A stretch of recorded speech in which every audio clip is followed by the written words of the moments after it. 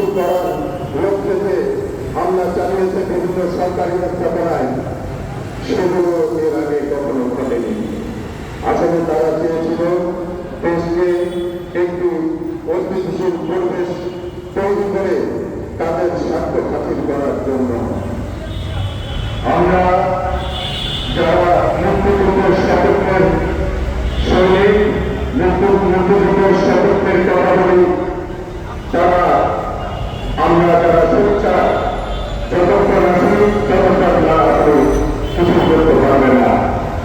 আমি মনে করি আজকে যে অবস্থা, যে পরিস্থিতি সৃষ্টি হয়েছে, আমরা অনেকে নানাভাবে নানা কথা বলি, মুক্তিযুদ্ধের কথা বলি, মুক্তিযুদ্ধের ঘোরানোর কথা বলি, বাস্তবে কিন্তু আমরা নীরব ভূমিকা পালন করি। সেই নীরব ভূমিকার পালন না করে আমরা যেন জননেত্রী শেখ হাসিনার হাতকে শক্তিশালী করতে আগামী যে দুর্যোগ, যে কোনো পরিস্থিতি তৈরি হোক না কেন, আমরা যেন সোচ্চার ভূমিকা পালন করি এবং সবাই যেন সোচ্চার থাকি এবং সবাইকে সোচ্চার থাকার অনুরোধ জানিয়ে আমি আমার বক্তব্য শেষ করছি। জয় বাংলা, জয় বঙ্গবন্ধু, জয় মেহনত মানুষ। ধন্যবাদ। মেয়ে শুনছেন সংগ্রামী সমাবেশ আমাদের মাঝে উপস্থিত হয়েছেন ঢাকা সাংবাদিক ইউনিয়নের সংগ্রামী কৃষক জনাব সলিম চৌধুরী। সংগ্রামী সমাবেশ এখন বক্তব্য রাখবেন ঢাকা রিপোর্টার সাবেক সাংবাদিক সম্পাদক জনাব শেখ জামাল।